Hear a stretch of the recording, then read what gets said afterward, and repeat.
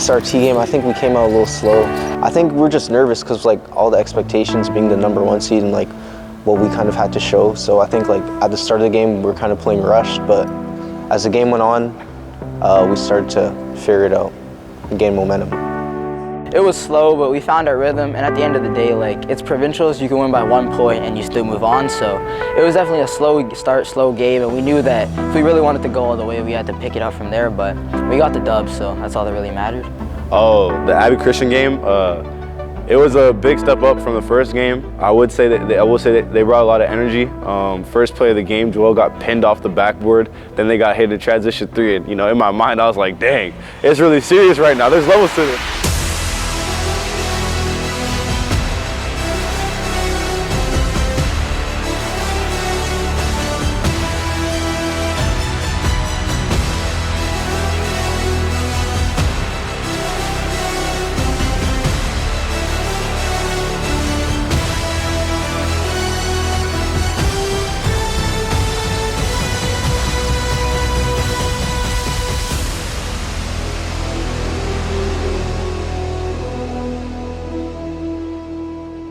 All right, now it's time to see who our #1 seed in the 2A tournament is going to be.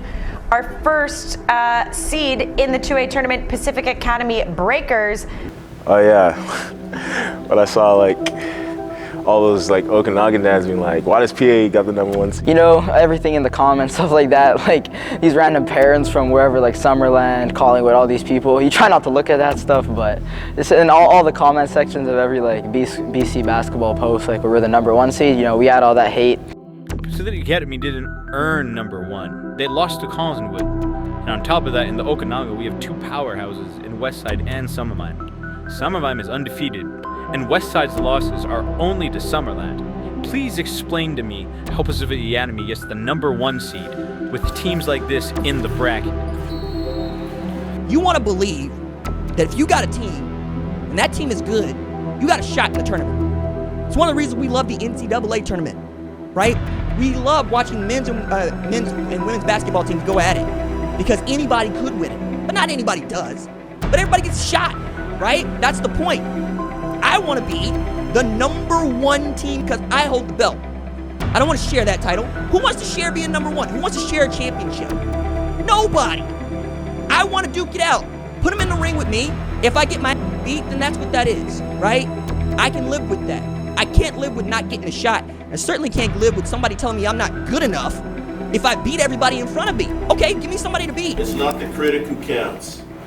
It's not the man who points out how strong the strong man stumbles, or where the doer of the deeds could have been done better. The credit belongs to the man who is actually on the floor. Okay? Preston Maitland. He gave me this, he's an Oregon Ducks fan, and so he gave me this one, I guess it was a documentary that the Oregon Ducks did, and they talked about that.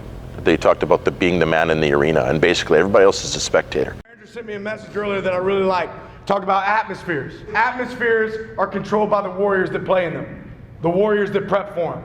They have talented players, but we control the atmosphere with the mindset that our Warriors have. You control the temperament. You can turn the volume all the way down. We get to dictate the atmosphere. Don't let anybody else play. Only the team we're playing against and us gets to play that game. If you're in the audience, you don't get to play. You can say whatever you want, and the only way we let them in is if we start to respond to some of the stuff they're saying. To me, that's FIBU. Right? Think about all the outside noise, think about the people here, think about the environment we're about to walk into. There's a lot of people that feel like they control the result, but it's really about the man in the arena. It's really about y'all. Not really about the coaches, it's about y'all. It's your blood, sweat, and tears out there on that field. When they play us, it was going to be different, so. What an opportunity to display what the man in the arena is capable of. What an opportunity for us. That's fine. To be honest, it's a little flattering that people would even talk about you, even enough to trash you, right? Because you're the one in the arena and you're the one playing and you're the center of attention, and hold on to that. Don't share that. We will silence all those people in those fans.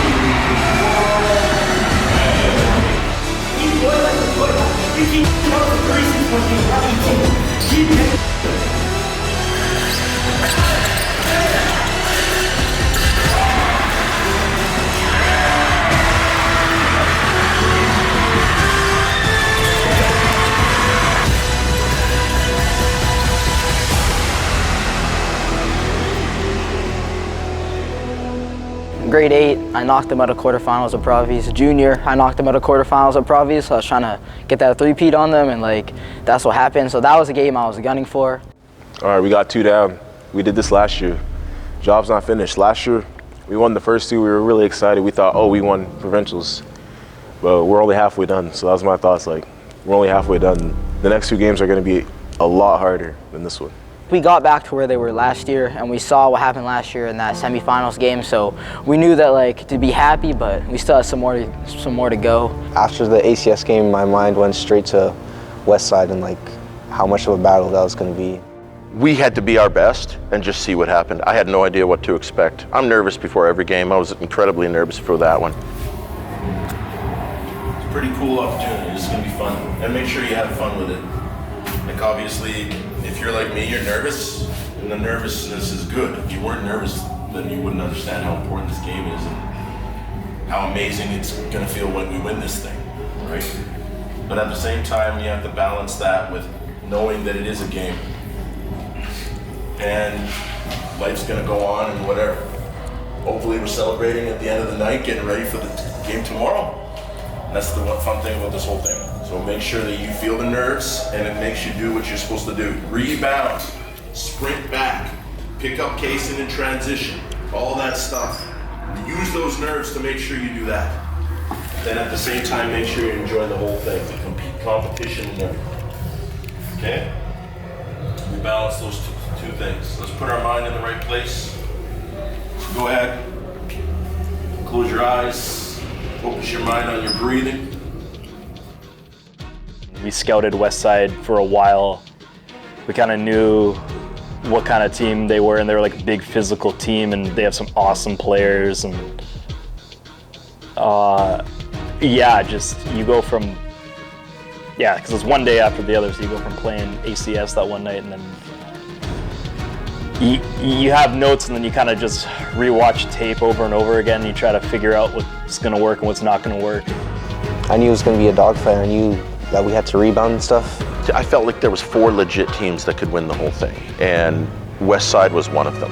And they're like Westside traditionally is always a really strong, tough-nosed team, and like Ryan Porter's a great coach, great guy. Kason Scott is just like he's a stud. So I was really nervous.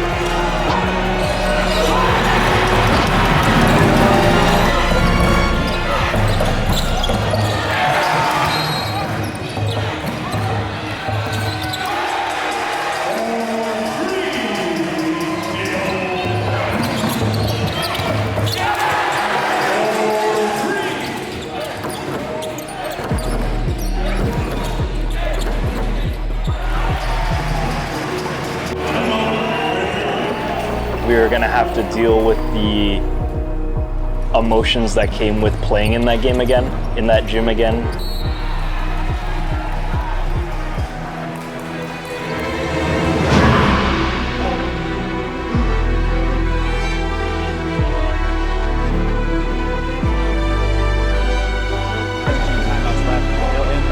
And Mock hasn't started. Now they have Mesvin, his 3 is good! And they want a time. They're trying to get a time. Oh, and that's the second technical foul on Jaden Mesvin. They got a flop on him, trying to draw the foul, the 4-point play. It's the free throw, and that will do it. Chang's heave, doesn't matter. Collingwood is heading to the finals.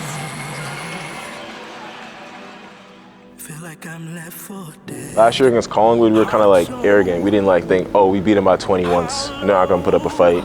Being back in that position a year later, having the experience of going through what we went through last year was a positive for us this year. But yeah, it's stressful, right? Because you want to kind of get over the hump, and sometimes you need experience to do that.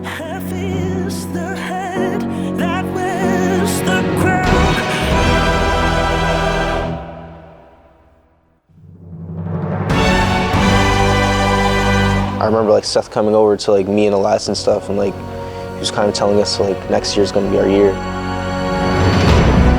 I was nervous like at the beginning of the game, like during the layup lines.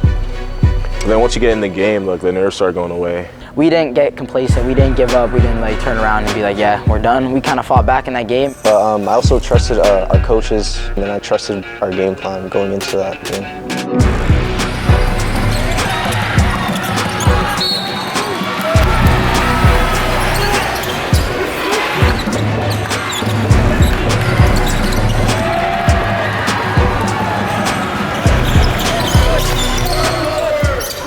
Being on that bench, seeing what happened to them last year, kind of like gave me a little something to do it for, and like put that like dog in me and that fire in me. And like the main thing about our team is we went down every game. We had like ebbs and flows, but we like were able to stay steady, to stay as a group. We didn't turn on each other.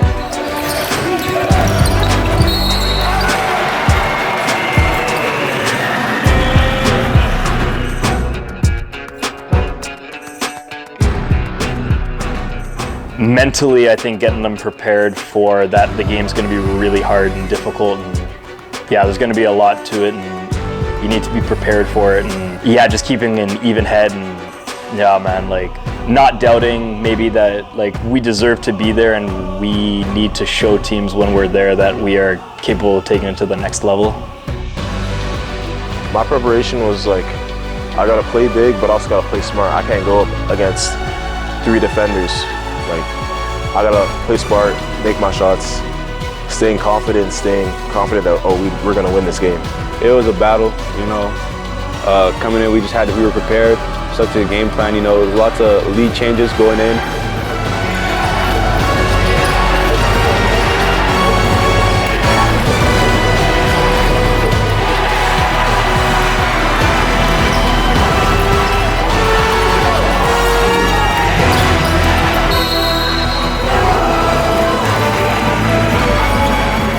We were down like 10-12 at the first, second quarter, but I hit a free throw to tie it up at the half.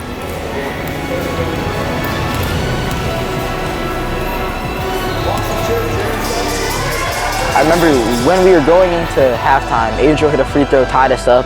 We were all in that locker room, we were like they went on their run, they had their big like thing, and now like we're back, we're not down, we're a tie game. We kind of all knew like, yeah, this is our game now, because they were hitting everything and we didn't get knocked out. And now that we clawed back, it was kind of our turn to punch them in the face in the second half. At the second quarter, you guys did a whole lot. Keep taking shots that are open for you guys, that you guys wouldn't hit. Everybody here knows their role on this team. They know what they can do, they know what they can hit. So keep looking for those looks. They're going to fall. Joel has a bunch of threes that are going to fall. You guys know this at. Judah start against each other with great facilitating, throw and finish. Great finish. Relax with your shots. Bro, this is a team. This is what history, bro. Come on. The first quarter of that game, for how well they played on offense and how not well we played on offense, tie game that happened. And you guys fought so hard to bring that